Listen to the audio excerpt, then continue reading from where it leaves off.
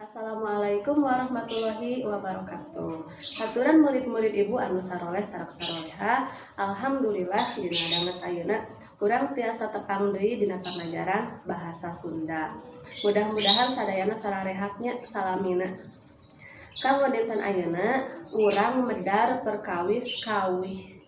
Sateuacan medar teorina, mangga ieu aya kagegelan heula sakediknya. Kusadayana diperhatoskeun, ditengetan, diregepkeun kalayan daria.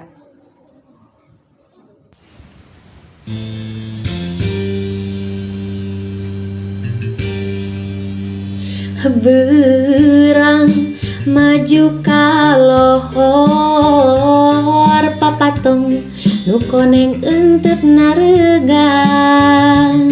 ngageter jangjangna keur ngagupayan pancen keur wasiatan.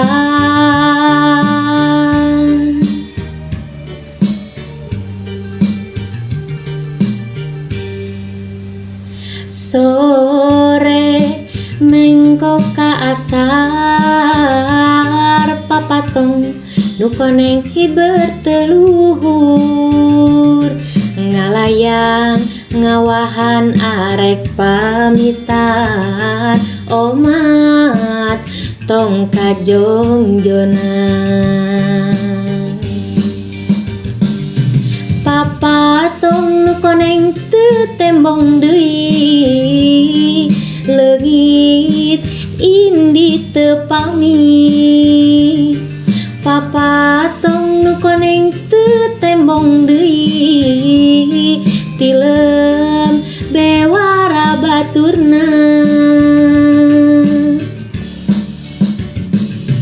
Prakreureut tina kariweuh prak pasrah kanu kawasa. Prakreureut tina kariweuh prak pasrah kanu kawasa.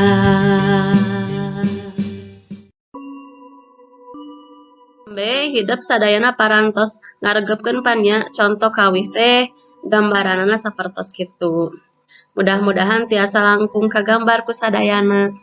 Hatur nuhun pisan ka anu parantos sayogi janten sumber diajar utamina dina pedaran kawih ieu. Mudah-mudahan janten amal jariah ya.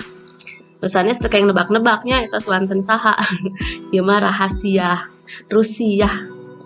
Tah, tujuan tina pedaran kawih nyalira anu kahiji, mudah-mudahan ke urang sadayana tiasa langkung maham teori kawihna nya sacara gembleng. Teras nu kadua, tiasa janten panyelang oge, janten hiburan gitu. Nu katiluna, mudah-mudahan ku urang maham teori kawih sareng kaendahan oge nu sanesna gitu nya tina materi kawih ieu tiasa janten media atanapi sarana dakwah. Janten urang tiasa ngelingan diri oge ngelingan anu sanesna supados tetep ajeg dina bebeneran. Materi anu baris dipedar tina kawih ieu intina mung aya 3 nya. Nu kahiji ciri-ciri, teras nu kadua engke urang medar perkawis papasingan atanapi jenis-jenisna, sareng anu katilu patali sareng unsur-unsur nu aya dina kawih. Anu kahiji ngobrolkeun ciri-ciri kawih. Ciri-ciri kawih nu kahiji ditinggal tina wanguna teu kapatok ku aturan pupuh. Uning apanya aturan pupuh naon wae. Sapertos guru lagu, guru bilangan nu kararitu. Tah dina kawih mah teu aya kitu nya aturan eta teh. Anu kadua ditinggal tina wanguna lebet karena wangun ugeran atanapi di bait-bait gitu nya bentuk puisi. Anu katiluna dina ngadugikeunana didugikeun ku cara dilagukeun atanapi dihalangkeun.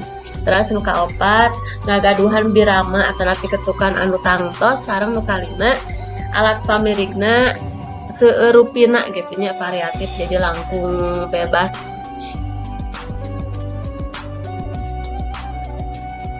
Anu kadua patali sareng papasingan kawih.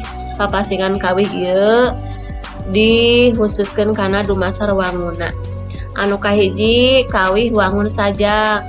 Cirina ngan ditulis dina wangun pada teh bait-bait gitunya. Tah jumlah pada lisan, serat tungtung dina unggal pada lisan, atanapi hal-hal sanesna teu aya aturan anu mutlak, janten bebas. Mung diserat dina bentuk bait-bait unggul. Eta lebetna kana kawih sajak. Seueur contoh kawihna, misalna mobil butut, mojang priangan, manuk dadali sareng nu sanesna.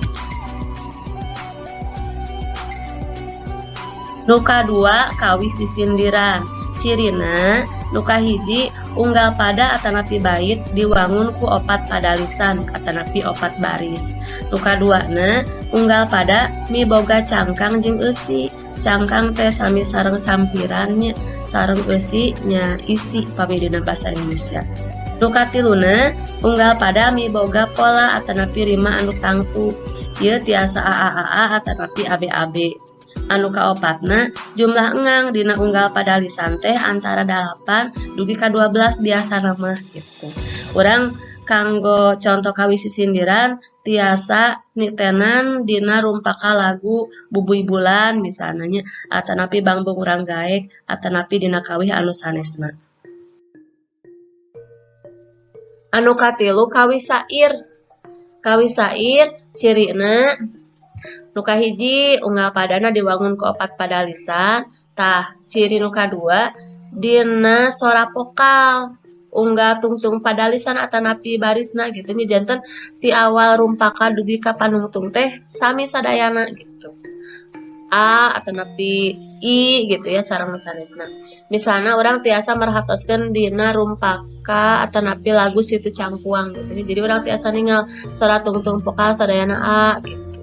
Eta lebetna kana kawih sair.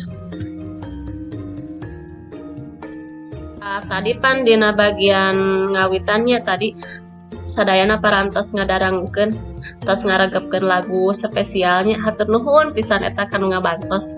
Tah mangga saatos tadi dibahas gitunya di pedar perkawis papasingan kawihna kinten-kintena lebet kana kawih nu mana nya eta lagu nu tadi teh. Anu salajengna urang ngobrolkeun perkawis unsur-unsur kawih. Unsur-unsur kawih nu kahiji aya jejer atanapi tema. Teras nu kadua aya unsur-unsur kabasaan. Ngawengku wangun kawihna, teras gaya basa atanapi majas, purwakanti sareng pilihan kecap atanapi diksi. Sareng nu katilu unsur kaendahan, ieu mah dipatalikeun sareng musikalitas oge prosais atanapi puitisna hiji kawih. Dina unsur-unsur kawih anu ku ibu dianggap peryogi kanggo dikiatkeun nya nu kahiji patali sareng gaya basa atanapi majas. Gaya basa teh ungkaran nu eusina umumna ngandung harti injeuman atanapi harti konotatif. Teu pisan rupi-rupina gitu nya langkung ti 10 jenis gaya basa teh. Ya ku ibu diserat tapi mung 3. Mangga kenya dipilarian deui nu sanesna. Anu kahiji gaya basa mijalma atanapi dina bahasa Indonesia mah personifikasi. Contohna Megabodas milu nyaksian bagjana urak. Jadi Megabodas dianggap hirup gitu nya, dianggap nyawaan. Terus nu kadua ngumpamakeun atanapi perumpaan. Misalna siga cai dina daun talus jadi ngumpamakeun gitu nya siga. Nu katilu rarahulan atanapi hiperbola. Ieu mah contohna diantarana manehna ceurik maratan langit waktu apal indungna geus indit gitu. Eta diantawisna nya contoh-contoh gaya basa. Terus salajengna patali sareng purwakanti. Purwakanti nyaeta sarua atawa padeuketna sora kecap dina ungkara kalimah atanapi runtuyan kecap. Umumna purwakanti kapendakna dina wacana wangun ugeran atanapi puisi. Ieu diantawisna gitu nya jenis purwakanti. Nu kahiji aya purwakanti pangluyu. Contona diteuteup, dihareup, sieup jadi gitu nya dina sabaris atanapi dina sabada lisan. Nu kadua aya namina purwakanti laras purwa. Laras purwa jadi di bagian kecap awal. Di bagian awal kecap contohna siga sakadar, sabrang, salayan jadi sa gitu tina tilu kecap dina sakalimah eta. Anu katilu aya Purwakanti Larasmadya. Larasmadya ieu tiasa katingalna minimalna dina 2 kalimahnya. Ulah diuk dina Bang Barung, kudu diuk. Jadi di tengah-tengah posisinya. Anu kaopat aya Purwakanti Mindoan Kecap. Jadi ngabalikan deui kecap di awal omat gitu ya. Seueur deui nu sanesna mangga tiasa dipilariannya dilengkepan deui. Patali sareng rupi-rupi Purwakanti. Atas rengse medar perkawis teori kawihna. Mudah-mudahan ku sadayana langkung kapahamnya oh kawih teh geningan sapertos kitu gitu nya. Tah ieu aya oleh-oleh sakedik ti ibu. Pancen atanapi tugas, tapi teu kedah ngaraos ka bangbaluhan nya, teu kedah ngaraos ka bebanan. Pancena ku ibu mangga masing-masing dipiwarang kanggo nganalisis unsur-unsur nu aya dina kawih anu parantos dipidangkeun tadi di bagian bubuka. Sateu acana diserat heula rumpaka atanapi lirik laguna. Mudah-mudahan dilancarkeunnya wios samampuhna masing-masing we. Murid-murid ibu anu ku ibu kalintang dipikanyaan nembe padaran perkawis kawihna parantos didugikeun kumaha kahartos ku sadayana. Mudah-mudahan nya tiasa langkung kapaham tina teorina oge ku dipasihan contona eta mudah-mudahan tiasa langkung nyiapkeun kana kawihna nyalira. Rupina kanggo lawungan dinten ayeuna sakitu heula nu kapihatur, hatur nuhun kana perhatosan ti sadayana. Insyaallah urang tetang deui dina lawungan salajengna. Assalamualaikum warahmatullahi wabarakatuh.